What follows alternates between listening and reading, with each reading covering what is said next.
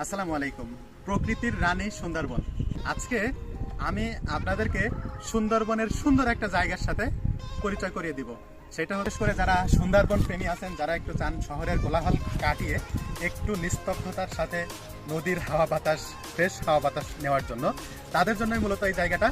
তো এই জায়গাটা কেমন, এইটার প্রপার ধারণা আমি আপনাদেরকে দিব ইনশাল্লাহ। তো চলেন আমার সাথে শুরু করা যাক।